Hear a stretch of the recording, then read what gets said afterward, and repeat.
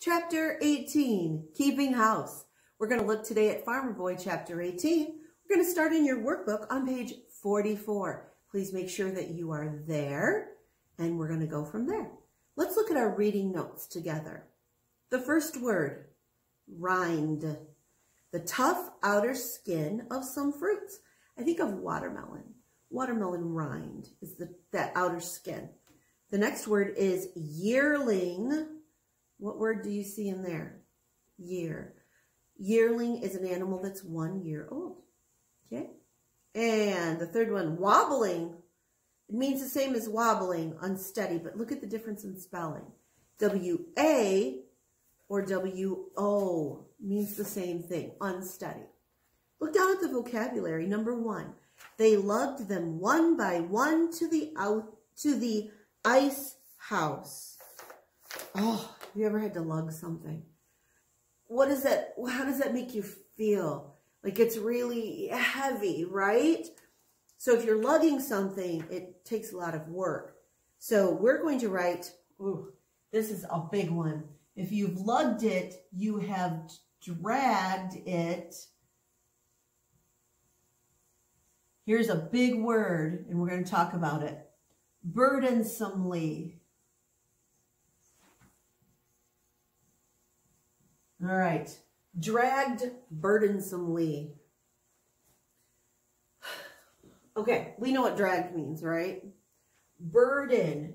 A burden is something that's really heavy. So if it's burdensome, that means it has the idea of being heavy, a heavy something that you have. So ly means how it's done. It's in a way, right? So dragging something in a way that it's heavy. That's what lugged means.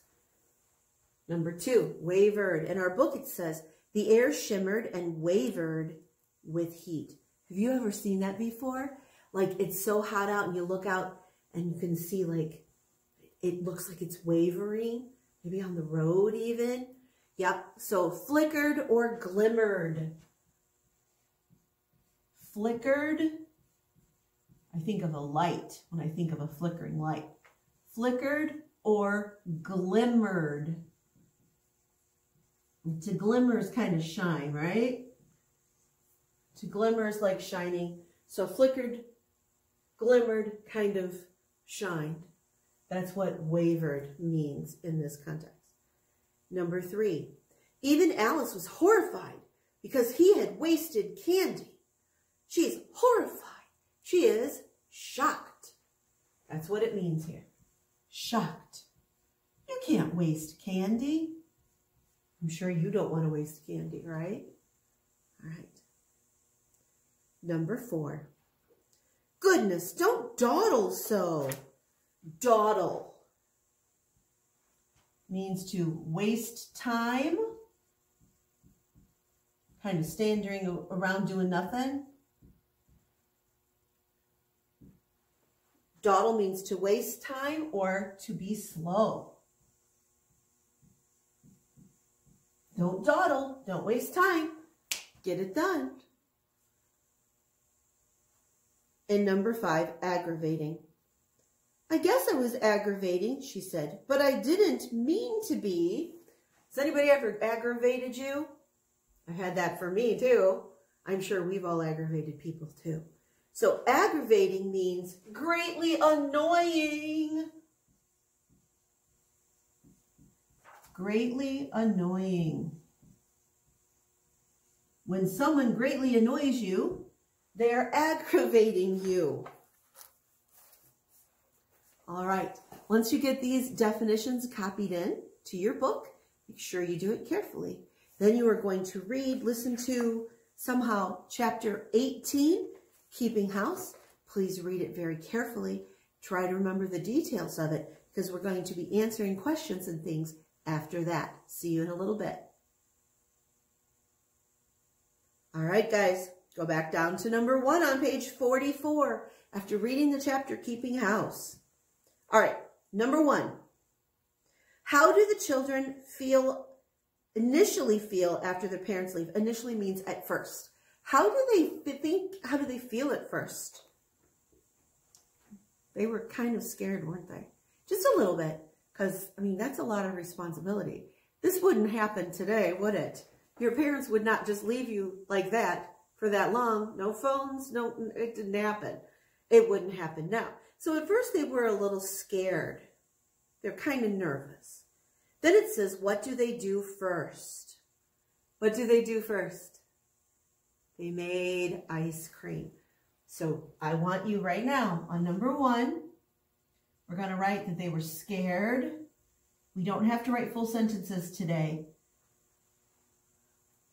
They were scared. And then what did they make?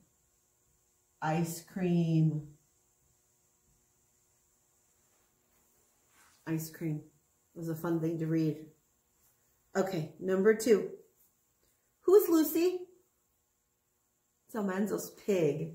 So on number 2, I want you to write Almanzo's pig.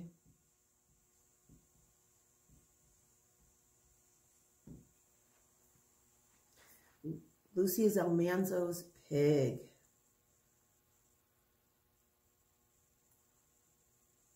What happens when Almanzo feeds her candy? This is not fun, is it? This is not a good part.